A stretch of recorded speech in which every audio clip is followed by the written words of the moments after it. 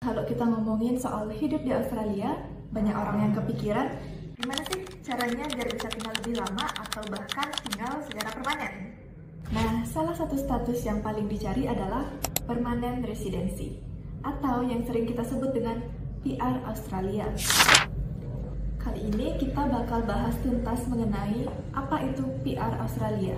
Jadi, tonton videonya sampai akhir ya. Permanent Resident atau PR adalah status imigrasi yang memungkinkan seseorang untuk tinggal, bekerja, dan belajar di Australia secara permanen tanpa batasan waktu. Dengan visa ini, kamu bukan lagi pemegang visa sementara, melainkan sudah dianggap sebagai penduduk tetap. Perlu diingat, PR bukan kewarganegaraan, tapi kedudukannya satu langkah menuju citizen Australia. Kenapa sih banyak sekali orang yang berjuang untuk mendapatkan PR Australia? Karena benefitnya sangat besar. Apa aja? Yang pertama, kamu bisa tinggal di Australia tanpa batasan waktu. Bebas bekerja di semua sektor tanpa batasan jam kerja. Kamu juga bakal dapat akses Medicare, yaitu sistem kesehatan nasional Australia yang bisa menghemat biaya medis secara signifikan. Kamu bisa mendapat pendidikan gratis untuk anak di dalam negeri yang kalau dihitung biayanya bisa mencapai puluhan ribu dolar per tahun. Kamu juga mendapat akses ke pinjaman pendidikan yang membantu biaya studi lanjutan.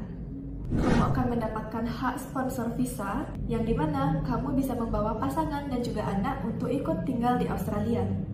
Kamu juga bebas bepergian ke luar negeri dengan fasilitas travel in and out Australia. Dan jika memenuhi syarat, kamu bisa apply untuk menjadi warga negara atau citizen Australia. Nah, ada beberapa jalur yang bisa kamu lalui untuk mencapai permanent resident. Yang pertama, skilled migration. Skilled migration adalah salah satu cara paling populer bagi pelamar internasional untuk mendapatkan PR Australia. Jalur ini berfokus kepada individu dengan keterampilan yang dibutuhkan oleh pasar tenaga kerja Australia. Kamu tidak butuh sponsor dari perusahaan, tapi kamu harus punya skill yang termasuk dalam daftar pekerja prioritas.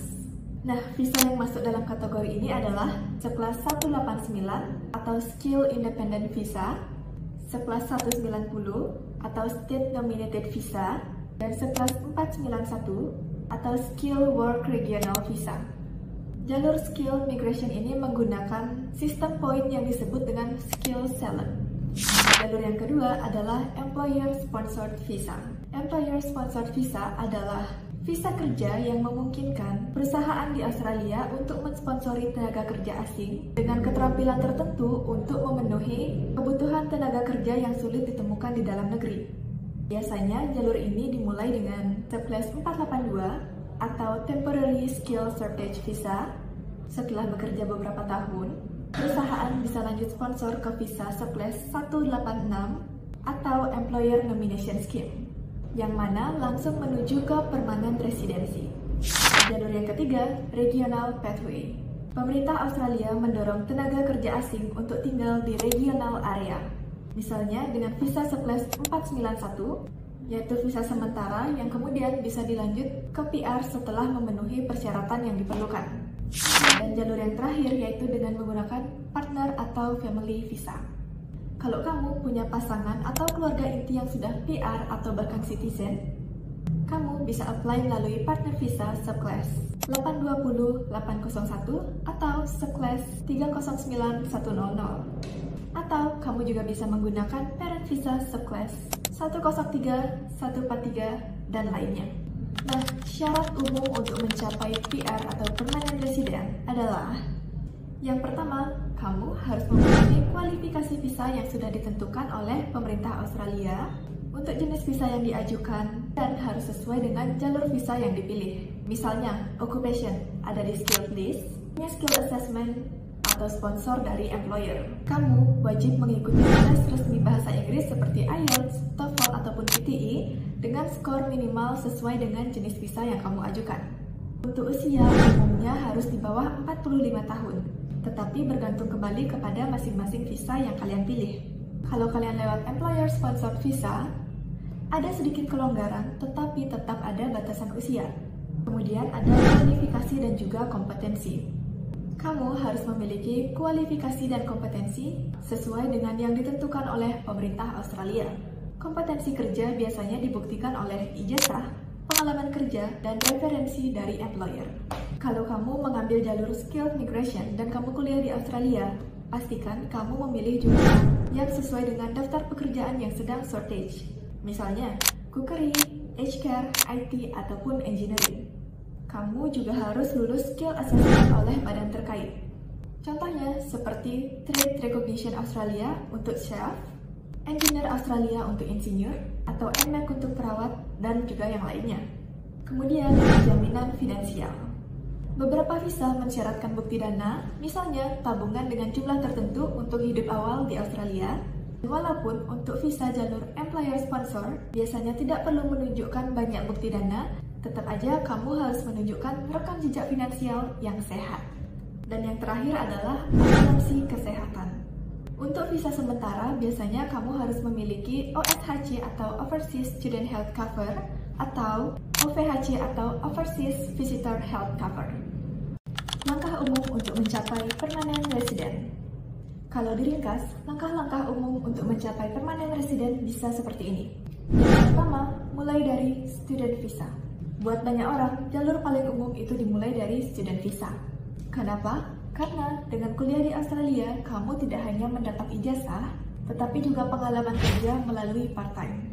Dan ingat, pilih jurusan yang peluang PR-nya bagus, seperti contohnya cookery, aged care, hospitality, IT, engineering, dan juga lainnya. Setelah lulus, kalian bisa apply ke Temporary Graduate Visa Subclass 485. Visa ini akan memberi kamu waktu kerja penuh selama 2 tahun untuk diploma dan 2-4 tahun untuk lulusan bachelor atau master. Dan bahkan bisa lebih panjang jika kamu bekerja di regional area. Langkah berikutnya, kalau ada employer yang mau memberi sponsor, kamu bisa lanjut ke jalur employer sponsor visa lewat visa Subclass 482 dan kemudian lanjut dengan visa Subclass 186. Tapi kalau kamu tidak memiliki sponsor, kamu bisa lanjut ke jalur skilled migration dengan sistem poin, yang dimana poin akan dihitung dari beberapa pertimbangan, seperti umur, pendidikan, tes bahasa Inggris, pengalaman kerja, apakah kamu pernah bekerja di regional area, dan juga beberapa pertimbangan lainnya. Dan kalau poin kamu cukup tinggi, kamu bisa mendapat undangan untuk apply PR tanpa perlu sponsor dari perusahaan. Nah, setelah mempunyai pengalaman kerja atau poin yang cukup, langkah berikutnya adalah apply permanent residency.